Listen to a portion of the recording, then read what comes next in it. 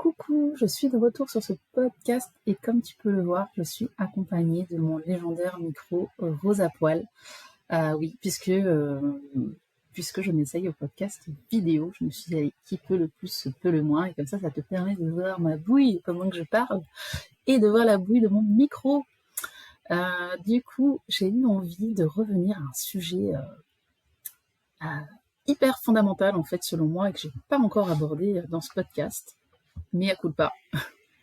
C'est un truc qui, moi, a clairement changé, je crois, ma trajectoire de vie, tout simplement, et que je me dois absolument d'aborder ici, même si, moi, au départ, ça me paraissait un peu du bullshit dev perso à l'américaine, tout ça, et tu vas voir qu'en fait, non, pas du tout, si on comprend les subtilités, mais c'est, je vais parler du fait d'avoir une vision et de la créer dans sa vie. Pourquoi c'est hyper important pour moi de te parler de ça ? Parce que j'ai fait le constat que aujourd'hui, là où j'en suis aujourd'hui, et je suis très contente de là où j'en suis aujourd'hui, j'ai une vie voilà, qui me plaît énormément et dans laquelle je ressens énormément de liberté, beaucoup plus qu'avant. Et j'ai réalisé ce matin, enfin c'est pas la première fois que je réalise ça, mais je l'ai réalisé ce matin une fois de plus, c'est que c'est précisément le reflet de ce que je me suis autorisée il y a 2 ans. Et je dis bien de ce que je me suis autorisée, pas de ce que j'ai projeté, de ce que j'ai pu souhaiter comme ça, de manière un petit peu mentale uniquement, mais c'est ce que je me suis profondément autorisée en moi-même. J'ai fait ce constat-là. Et je réalise qu'auparavant dans ma vie, je ne fonctionnais absolument pas comme ça, je me laissais aller voguer au gré de la vie, et je n'avais aucune réelle idée de là où je voulais aller finalement. Et dans ma vie, quand je regarde, avant finalement que je sois dans un cheminement, on va dire, un petit peu conscient, ce qui se passait dans ma vie, c'est que je matérialisais finalement des choses qui étaient plutôt le rêve de la société plutôt que mon propre rêve à moi, en fait.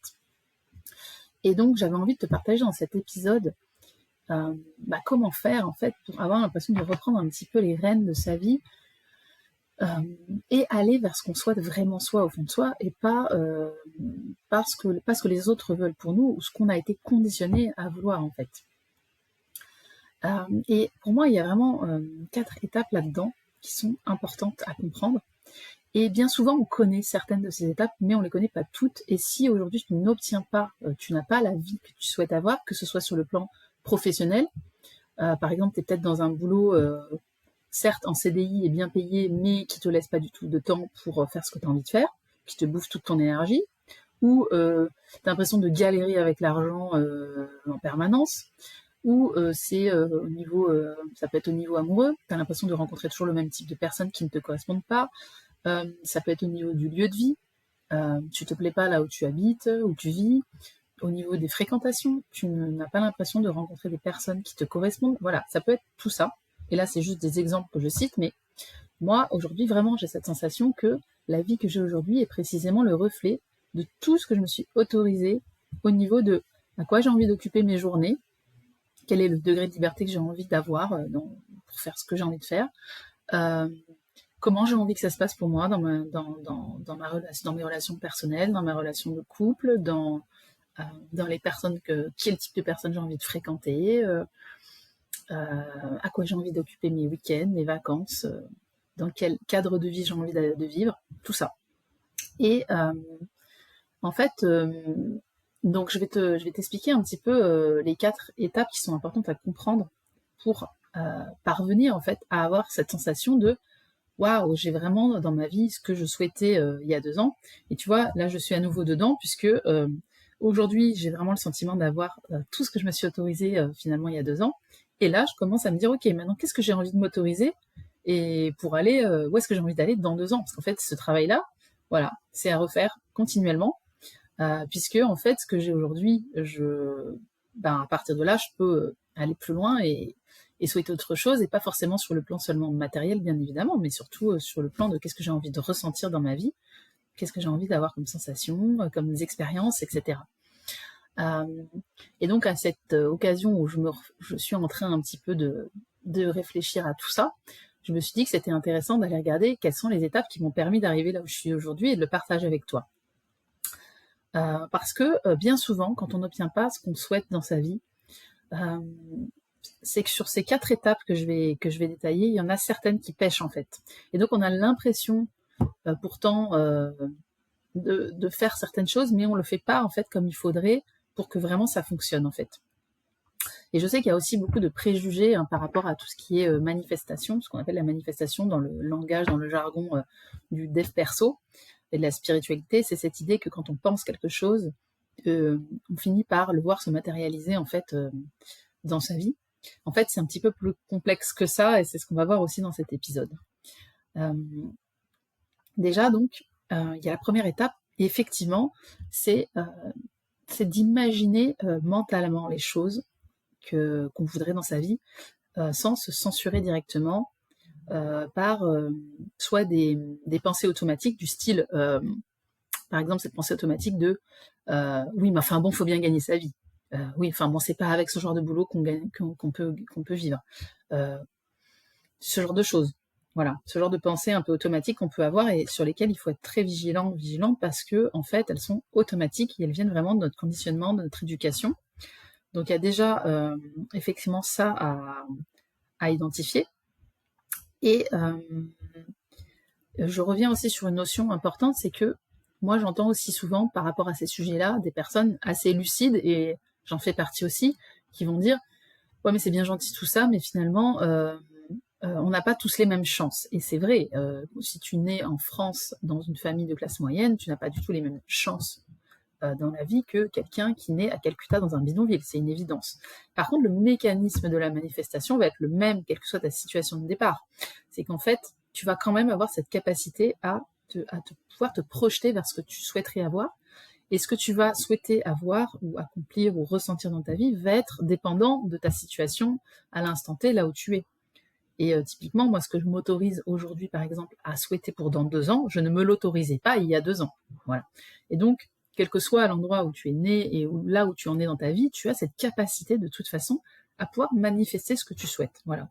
Simplement, il faut se rappeler que tu ne vas pas imaginer pour toi-même la même chose suivant ta situation de vie. Et donc, en tout cas, ce qui est certain, c'est que si toi, tu imagines aujourd'hui, là, à l'instant T, dans la situation où tu es capable d'imaginer quelque chose dans ton esprit et de t'autoriser à vouloir ça pour toi, ça veut dire que c'est possible de l'avoir. Voilà. Maintenant, on va voir comment. Mais en tout cas, c'est déjà ça qui est important à comprendre, et c'est pour ça que cet exercice-là, il est très important. Alors, la meilleure manière de le faire, c'est tout simplement de prendre un carnet, un stylo, et de te dire, ok, dans 2 ans, où est-ce que j'ai envie d'être ? Voilà. Dans quel cadre, dans quel lieu je m'imagine ? Avec quel genre de personne ? Qu'est-ce que je suis en train de faire de mes journées ? Comment je suis habillée, comment je parle, qu'est-ce que je mange, qu'est-ce que je fais, tout ça, tous les détails, vraiment tous les détails, et surtout qu'est-ce que je ressens. Donc essaye vraiment de te laisser aller à un exercice d'écriture comme ça, où vraiment tu te mets zéro censure, et t'essayes vraiment de te laisser aller. C'est un exercice que moi je trouve très agréable, hein, c'est vraiment de t'autoriser vraiment ce que tu souhaites au plus profond de toi, et d'aller vraiment chercher ce que tu veux toi, et pas ce que la société ou les autres veulent pour toi. Ça, c'est quand même ça qui est très important ici, c'est que souvent, quand on a l'impression dans sa vie de ne pas avoir ce qu'on souhaite vraiment, c'est parce qu'on n'a pas pris ce temps de se poser avec soi-même, hein, déjà, ne serait-ce que ça, pour se demander, mais qu'est-ce que moi je veux, en fait. Voilà. Et donc ici, il va y avoir effectivement cette notion de croyance limitante qui va être importante. C'est que on a tous des croyances en fait, et ça c'est pas du tout un problème d'avoir des croyances, mais c'est très important par contre d'aller regarder quelles sont les croyances qui vont t'aider à obtenir ce que tu souhaites vraiment, et celles qui vont pas t'aider en fait. Et une même croyance peut se révéler être très utile dans certains cas pour avancer, mais très néfaste, je dirais, dans un autre cas. Tu vois, si je prends l'exemple d'une croyance qui pourrait être le monde va s'effondrer dans 2 ans, tu vois, exemple. Moi, je dirais que cette croyance-là que j'ai pu avoir à une époque, elle m'a aidée à me détacher d'un certain nombre d'attachements très matériels que je pouvais avoir et de peurs que je pouvais avoir par rapport à la sécurité financière. Donc, elle m'a été utile à une époque. Mais aujourd'hui que j'ai envie d'entreprendre, parce que je suis dans une autre phase de ma vie, j'ouvre une autre page, et bien cette croyance-là, elle n'est pas vraiment utile pour moi, donc j'essaye un petit peu de la nuancer, et c'est donc ça que je veux dire par là, c'est que c'est important d'aller regarder quelles sont tes croyances, et quelles sont celles qui vont être utiles aujourd'hui à ce que tu as envie d'accomplir, d'obtenir dans ta vie, et celles qui ne le sont pas, en fait. Et c'est important vraiment de les identifier. Donc ça, c'est la première étape. C'est une étape assez évidente, en fait, que pas mal de gens arrivent à faire. Mais néanmoins, je la mentionne quand même parce que c'est vrai que moi, je me rends compte que pendant toute une grande période de ma vie, je ne prenais pas le temps de me demander ce que je voulais vraiment moi-même, pour moi-même. Je ne prenais pas ce temps-là, et résultat, j'ai coché les cases de la société. J'ai fait ce que je pensais être, ce que je devais faire, ce que la société attendait de moi, ce que les autres attendaient de moi. Alors, bien sûr, il y avait aussi une partie de moi qui voulait tout ça, mais donc c'est un mélange, c'est jamais tout noir ou tout blanc, mais typiquement, faire des enfants, c'est quand même quelque chose auquel une femme, elle est poussée, en fait, dans la société dans laquelle on vit, et dans le milieu dans lequel moi-même j'ai grandi, et avec les exemples que j'ai pu avoir. Mais d'un autre côté, il y avait aussi une part de moi qui avait envie de ça, donc je peux pas être complètement formelle sur le fait de dire que j'ai été influencée par le rêve de la société versus mes propres élans. Mais en tout cas, c'est certain que par exemple au niveau... en tout cas, j'avais pas pris le temps de faire cet exercice quand même conscient, de me demander ce que je voulais vraiment. Mais ce qui est important à comprendre, c'est que tu fasses ou pas cet exercice, de toute façon, ce que tu manifestes. La manifestation, c'est pas réservé à des gens qui font ça, cet exercice-là, de manière consciente. Tu vas de toute façon manifester des choses dans ta vie. Donc autant, en fait, essayer d'avoir un petit peu, je dirais, de maîtrise là-dessus et de recul. Puisque de toute façon, tu vas manifester des choses dans ta vie. La manifestation, c'est quoi? C'est simplement, effectivement, le reflet, ce que tu as aujourd'hui, et regarde ce que tu as aujourd'hui dans ta vie, niveau pro, niveau perso, etc. Et tu te rendras compte que c'est précisément le reflet de ce que tu t'es autorisé à obtenir il y a à peu près 2 ans. Voilà, c'est le reflet de ce que tu pensais de toi, et de ce que tu valais, et de ce que tu pouvais t'autoriser il y a 2 ans. Donc si tu prends conscience de ça aujourd'hui, tu vas pouvoir effectivement modifier ça. Donc ça, il y a toute cette étape effectivement de réflexion sur qu'est-ce que tu veux vraiment, mais ça suffit pas du tout. C'est pas parce que tu vas avoir fait ça que pour autant tu vas obtenir ce que tu voudrais. Pourquoi? Et ça c'est très important de comprendre, c'est que la manifestation, et comme je l'ai dit juste avant, c'est pas la manifestation de ce que tu penses, de tes pensées, mais c'est plutôt la manifestation de ton état émotionnel, puisque la pensée crée une émotion qui va te pousser à agir ou à ne pas agir. Et donc, le niveau émotionnel, il se travaille certes par la pensée, et c'est ce que j'ai précisé dans le premier point, c'est-à-dire, aller imaginer ce qu'on souhaite, etc. Mais il se travaille aussi au niveau inconscient, parce qu'il y a toute une partie de des émotions qui sont stockées dans notre corps, qui le sont au niveau inconscient. Ça, c'est des notions que j'ai beaucoup abordées dans certains de mes épisodes au début du podcast, où je parlais du fameux corps de souffrance. Moi, cette notion, elle m'a beaucoup éclairée sur le fonctionnement en fait de ces émotions inconscientes. En fait, c'est toutes les émotions qui, dans l'enfance, sont restées bloquées en fait dans le corps, et qui, en fait, encore aujourd'hui, viennent interférer dans ta vie, et viennent se réveiller. Tu sais pas trop, en fait, pourquoi, du coup, t'agis parfois d'une certaine manière. Et c'est à cause de toutes ces émotions inconscientes qui sont encore là. Donc, tant que tu n'auras pas braqué la lumière de ta conscience sur toutes ces émotions qui sont encore à l'état latent dans ton corps, et on en a tous, eh bien, ça va être compliqué, en fait,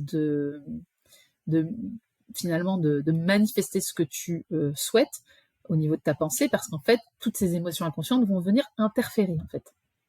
Typiquement, moi, là, si je me dis, dans 2 ans, je veux vivre de mon travail passion et je veux vivre de l'accompagnement, ça, c'est très bien, ok, je le dis, je le pense, etc. Sauf que s'il reste à l'intérieur de moi un émotionnel blessé, qui me pousse à avoir en fait, tout un émotionnel qui me renvoie des pensées de toute façon, tu es pas assez, tu es trop, tu vas pas y arriver, c'est pas possible pour toi, etc.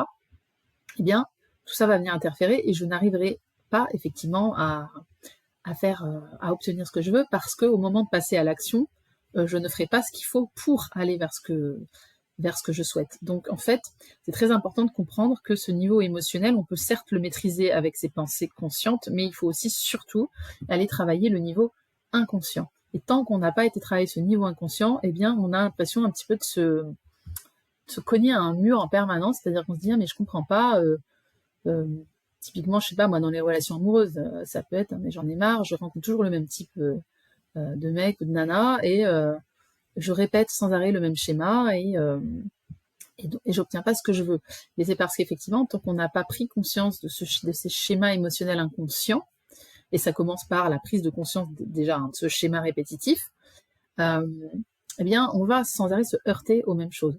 Donc là, ça suppose effectivement de remarquer, de se dire, ok, là, ça fait quand même plusieurs fois que je répète le même truc, que ce soit au niveau professionnel, hein, ça peut être au niveau pro, t'as l'impression que tu répètes un petit peu toujours la même chose dans les différents boulots que tu as, ou au niveau des relations.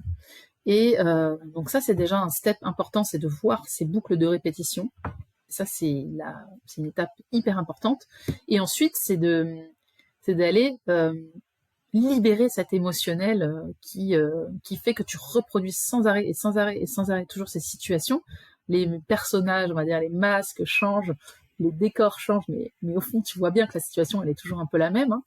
Tu te retrouves toujours dans une posture de victime, de rejet, d'abandon, ou que sais-je encore. Mais bien, c'est parce que il faut d'une part déjà conscientiser ce schéma-là et l'autoriser à te retraverser dans ton corps d'adulte pour le libérer.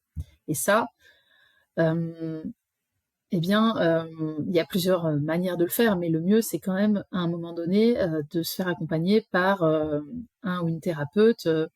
Et après, le choix de ce thérapeute va un peu dépendre du feeling que tu vas avoir avec le thérapeute en question. Mais c'est un peu difficile, je pense, de faire ça sans avoir recours à une tierce personne, en fait. Donc, moi, je sais que, par exemple, c'est passé par le psy, c'est passé par la thérapie EMDR, par exemple. Là, ça peut passer par de la sophrologie, ça peut passer par plein de choses, mais il y a un moment donné où, une fois que tu as pris conscience qu'il y a ce schéma qui se répète dans ta vie, ça va être difficile d'en sortir tout seul, sans le recours à une personne qui va te permettre d'avoir une vision un petit peu neutre, en fait, de ce qui se passe à l'intérieur de toi. Et qui va être là pour t'aider à retraverser toutes ces émotions, en fait. Donc ça, c'est vraiment la deuxième chose, la deuxième étape, hein, c'est qu'il y a vraiment le côté mental, et il y a aussi tout le côté émotionnel inconscient à travailler si on veut manifester de nouvelles choses dans sa vie qui ne sont pas le reflet qui sont pas similaires à tout ce qu'on a pu avoir précédemment dans sa vie. Et là, moi, je sais que dans mes accompagnements également, donc je propose donc tout ce qui est effectivement d'aller visiter tout cet émotionnel inconfortable. Par contre, quand c'est tout ce qui va être des choses en lien avec l'enfance, avec le passé, avec les parents, ça relève pas vraiment du coaching, ça relève vraiment d'un thérapeute type psychologue ou praticien EMDR et ces choses-là. Par contre, moi, là où j'accompagne, c'est sur de la visualisation, en fait, où on va venir vibrer, en fait, dans son corps, cette vision, cette plus haute vision de soi-même que l'on a, parce que ça va vraiment aider, ça aussi, hein, à travailler tout notre état émotionnel. Donc, on peut travailler l'émotionnel inconscient, comme je l'ai dit, avec un thérapeute, avec un psychologue. Tout ça va être lié au passé. Mais on peut aussi, avec un coach, le travailler d'une manière un petit peu différente, et les deux peuvent très bien aller ensemble. Donc là, moi, ça va être plutôt je vais aller t'amener à vibrer dans ton corps vraiment cette vision de toi que tu veux t'autoriser, en fait, parce que c'est pas tout de l'imaginer mentalement et de l'écrire, mais il faut aussi le ressentir, en fait. Donc ça aussi, ça va pouvoir venir aider. Et donc, moi, je sais que ce qui a été très, très, très...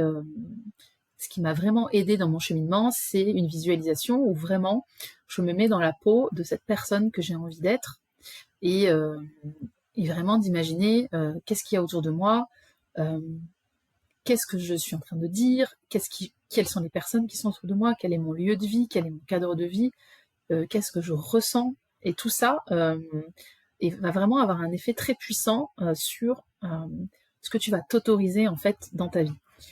Et la deuxième visualisation que je trouve vraiment très intéressante aussi, en complément de l'exercice d'écriture dont j'ai parlé, c'est une visualisation où on va aller visualiser ta journée idéale.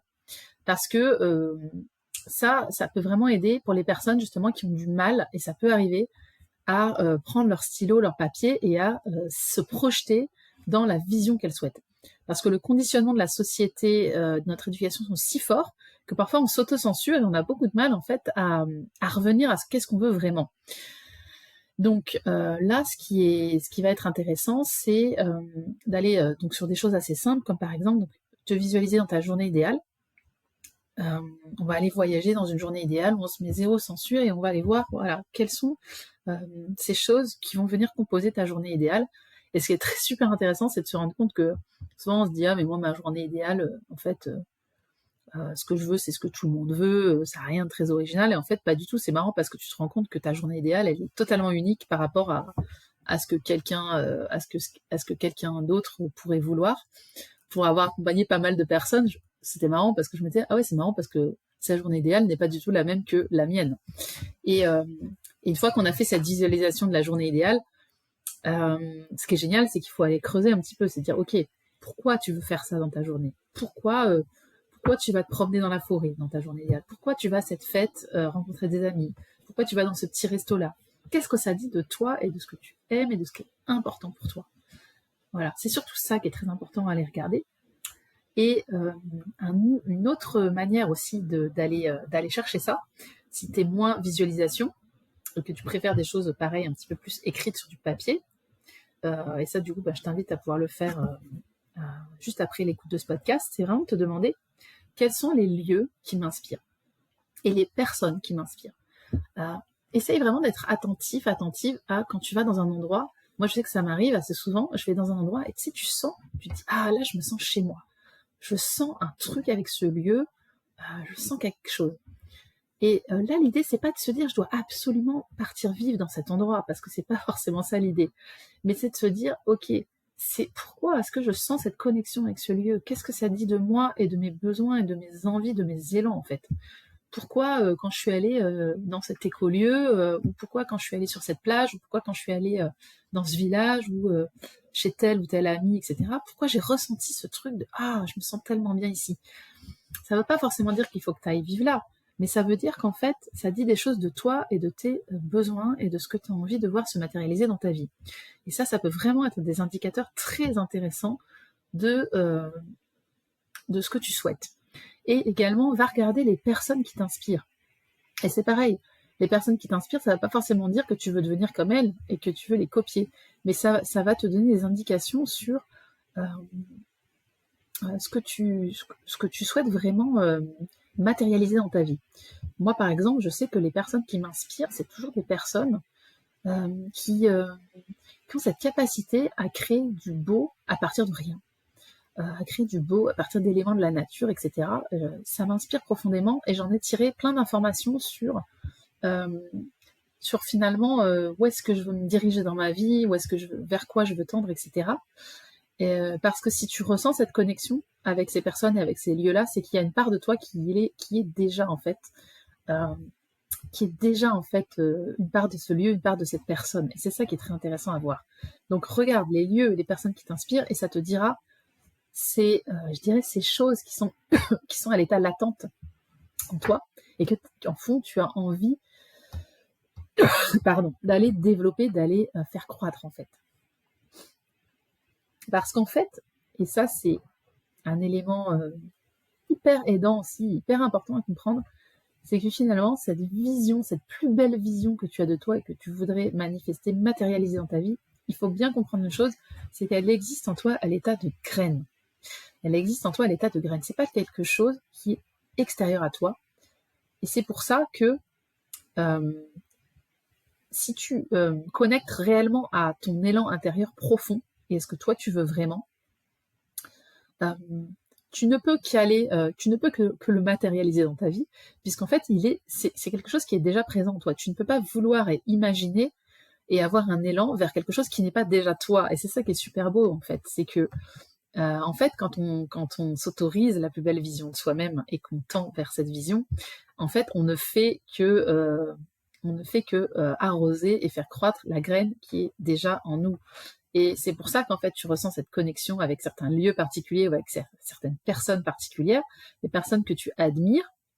Ce sont tout simplement des personnes qui pointent le doigt vers des choses que tu as déjà toi-même en toi et que tu as juste besoin de venir arroser et faire croître. Et du coup, ça m'amène un peu à la dernière étape de comment justement manifester sa vision, c'est l'action, tout simplement. Et alors, ça peut paraître un peu effrayant de se dire, bon, alors voilà, va falloir que je me mette en action. Mais en fait, c'est assez simple. C'est qu'une fois que tu es dans cet état émotionnel où tu te dis, ok, tout ça est présent à l'état de potentiel à l'intérieur de moi, et en fait, en l'arrosant et en agissant quotidiennement en fonction de ça, je vais pouvoir avancer tranquillement, mais sûrement vers ce vers quoi je veux tendre. En fait, oui, en fait, c'est très, ça se fait très simplement à partir du moment où tu comprends que donc tout ça est présent à l'état de graine et que toi, ton rôle, ça va être de l'arroser. Ça va pas être on te demande pas de devenir quelqu'un de tout autre. On te demande simplement d'aller identifier finalement ce qui est déjà là, présent plus profond de toi, et de l'arroser quotidiennement. Et donc, si tu as identifié voilà, que tu as envie de devenir cette personne-là dans cet environnement-là, eh bien, la question à te poser, c'est ok. Et moi, je sais, alors voilà, c'est un exercice que j'avais fait il y a quelques années que j'avais trouvé extraordinaire. Ça s'appelait créer sa vision ce soir.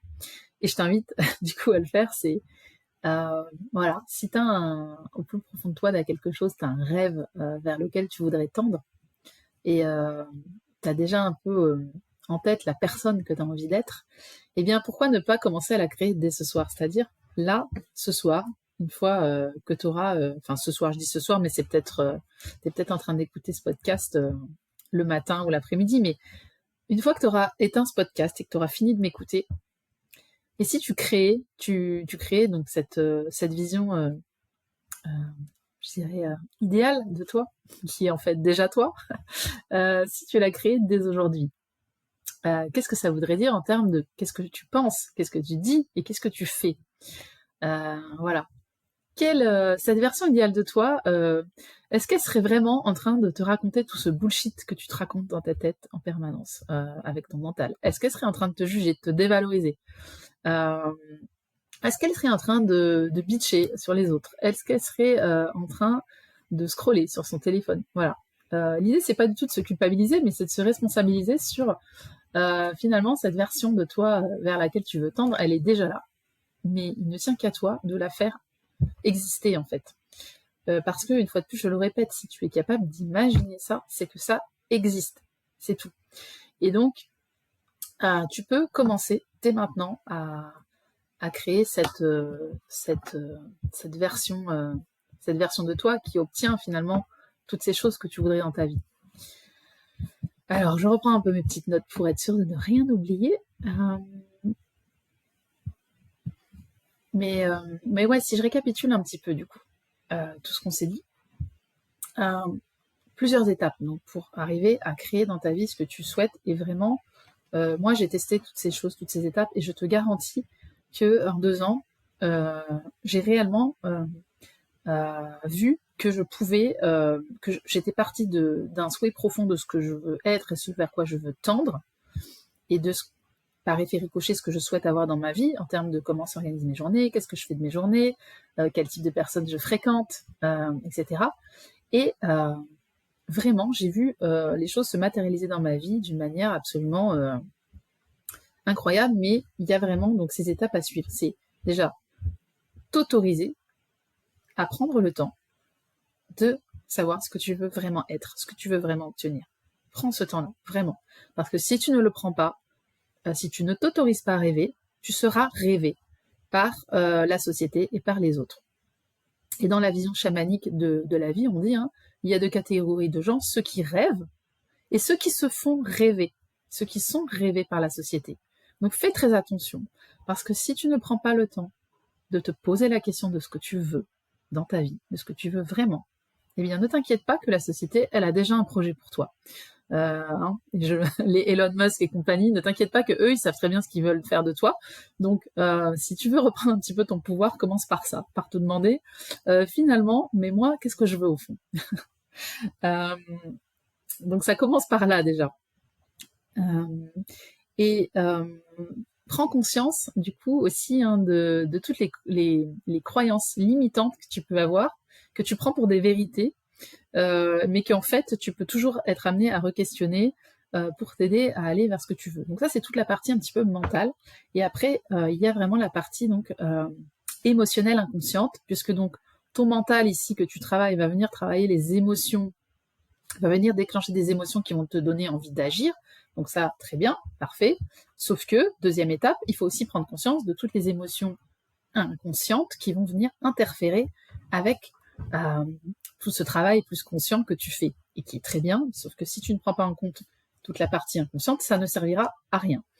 Et tu vas te retrouver dans une forme d'auto-sabotage. Donc, souvent, la plupart des gens, effectivement, ne font pas cette deuxième étape, c'est-à-dire d'aller regarder les émotions inconscientes, donc tous les schémas en fait répétitifs, c'est comme ça que tu vas le repérer. Hein.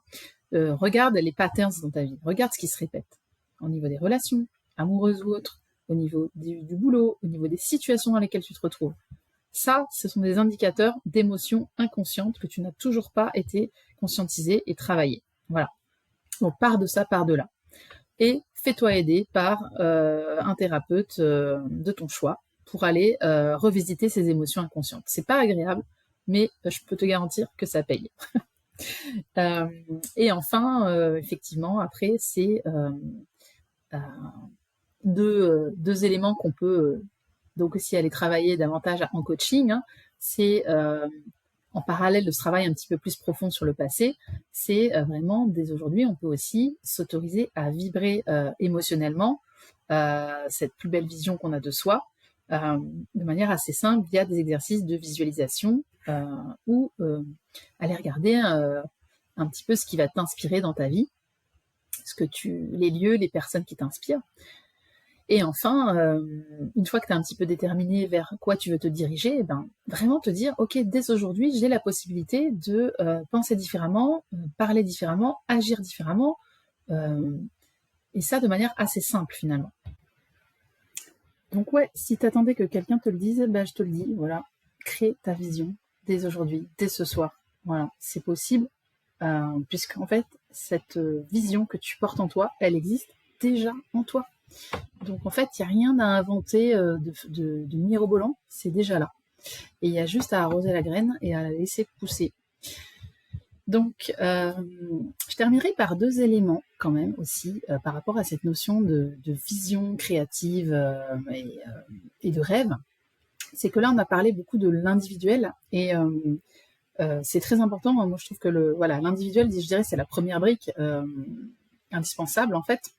Mais il faut pas oublier qu'après on vit dans un collectif, dans un système, et que c'est très intéressant aussi ensuite, une fois qu'on a travaillé sur sa vision individuelle de ce qu'on souhaite, c'est aussi d'aller dans des espaces où on travaille sur des visions collectives en fait. Et c'est pour ça que moi je m'intéresse beaucoup à des et c'est assez, en plus c'est une notion qui commence à être assez à la mode, donc c'est toutes ces notions de nouveaux récits en fait et d'écriture de récits collectifs pour imaginer un futur qui ne soit pas forcément le futur dystopique qu'on nous vend, hein, puisque c'est vraiment important de collectivement en fait se réapproprier notre vision de l'avenir en fait. Parce que si on imagine un futur dystopique, oui, on va aller effectivement vers un futur dystopique. Et donc, c'est aussi un acte citoyen important que d'aller dans des espaces où on est amené à rêver un autre futur, à imaginer un autre futur, en fait, finalement en mettant en commun des visions individuelles qui convergent vers une autre vision collective de l'avenir. Donc ça, c'est un point que je voulais apporter ici. Et je voulais aussi mentionner, moi, des outils qui m'ont permis vraiment de travailler cette vision, en fait, cette vision très claire de ce vers quoi je veux tendre, et surtout non, c'est pas qui m'ont aidé à travailler ma vision. En fait, la vision, je l'avais déjà travaillée. via donc tous les outils que j'ai mentionnés auparavant. Mais ces outils-là, ils sont venus m'aider à quelque part à changer ma façon de penser au jour le jour et à en faire quelque chose qui devient un petit peu plus réel en mettant des mots dessus. C'est tous les outils donc comme le Human Design, les clés génétiques et également mon profil méta. Ces 3 outils-là m'ont vraiment aidé à me reconnecter à mon essence, à l'essence de qui je suis. Et moi, ce qui m'intéresse dans ces outils, au-delà du fait validation scientifique ou pas, finalement, c'est très compliqué d'aller vers ce type d'outils-là si on reste dans cette exigence d'avoir une validation scientifique. Mais moi, ce que je trouve très intéressant avec ces outils-là, c'est qu'ils permettent vraiment de poser des mots sur nos ressentis, ils permettent de matérialiser un petit peu cette essence intérieure, cette plus belle vision de soi-même vers laquelle on voudrait tendre, et donc de la rendre un petit peu plus réelle. Parce que quand on commence à poser des mots sur les choses, eh bien, ça rend les choses réelles. Donc vraiment, moi, je t'invite à te tourner également vers ces outils-là. Moi, c'est des outils que je pratique dans mes accompagnements aussi, parce que ça permet, une fois qu'on a fait tout ce travail d'aller identifier à partir de soi ce vers quoi on veut tendre, et ça permet de venir, je dirais, aider en fait à encapsuler tout ça dans des mots, dans un langage qu'on va pouvoir régulièrement, en fait, sur lequel on va pouvoir revenir régulièrement, et ça va créer également une réalité différente pour nous. Donc vraiment, moi, ces outils, je les trouve très, très intéressants à cet égard-là. Voilà pour cet épisode sur la vision créative. J'espère que ça va t'aider à créer ta vision dès aujourd'hui, dès ce soir.